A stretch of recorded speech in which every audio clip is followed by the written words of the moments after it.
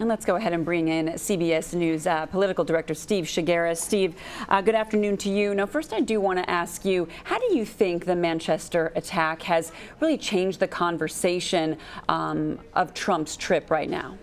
Well, we haven't really seen it. I mean, he was able to sort of point back to what he discussed over the weekend in terms of combating terrorism and getting Muslim countries to sort of work with other countries to combat terrorism. So he did point to that, but we haven't seen any real direct implications on the president's trip. He seems to be going forth with his schedule as planned.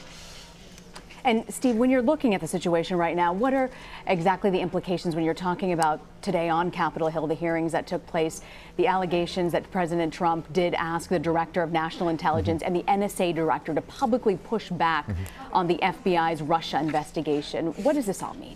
Yeah, it's an interesting development, especially in light of what happened last week. There was a report of a memo that suggested that President Trump had really tried to get FBI Director Comey to tamp down the investigation or to sort of, move on from the investigation of former National Security Advisor Michael Flynn. So on the heels of that, now we're finding out more that the president reached out to the Director of National Intelligence and his national, the NSA Director, and basically said, you should probably go out there publicly and say there's no collusion.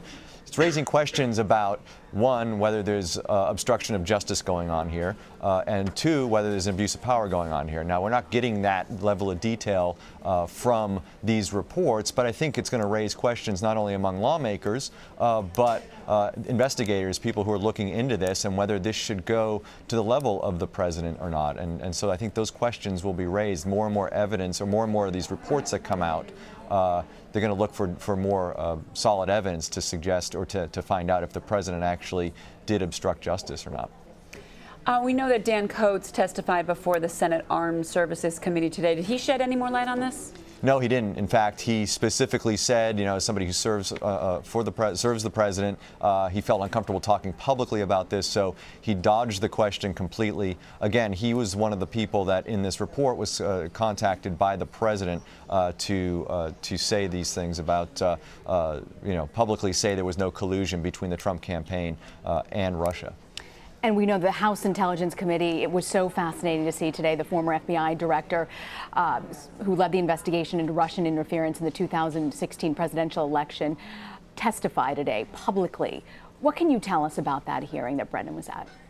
So yeah, the former CIA Director Brennan testified today. It was very interesting. Was he sort of recapped what we sort of knew, but he talked about it from his personal view in that he saw a lot of evidence, a lot of examples of Russia meddling in the United States elections with, quote, U.S. persons, he kept saying. He didn't say specifically Trump campaign, but he said there was a lot of things that were raising red flags of Russia and their connection to U.S. persons. And so he flagged that for law enforcement.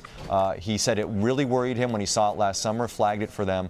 So that was an interesting development in this hearing. Also, I thought was interesting, he was asked about President Trump passing on classified intelligence to Russian officials last week in the Oval Office. And he said that in his view that violated two protocols. One, that he wasn't sharing intelligence through proper channels. He sort of spontaneously just shared it with these Russian officials. And also, this is language, if he's going to share it, it needs to be cleared with intelligence officials, and it seems that he didn't do that. Those were two protocols that he felt that the president violated. Nothing illegal there, but violation of protocols. But he also said one thing that was very interesting in that we found out later through news reports and through our reporting that the intelligence that was shared with Russia came from Israel and involved laptop bombs. He said those leaks were really damaging, probably the most damaging part of what happened around that story, were the fact that that information was leaked to the media. And he said they need to get to the bottom of who's leaking that information. Yeah, that clearly troubled many in the Intelligence Committee. I was also struck by the comment that he made. He said, John Brennan said, I was worried by the number of contacts the Russians had with U.S. persons to influence the campaign, wittingly or unwittingly. And then when pushed further, he said, I really don't do evidence. I do intel. It's almost like he didn't want to go fully there to make any sort of accusations.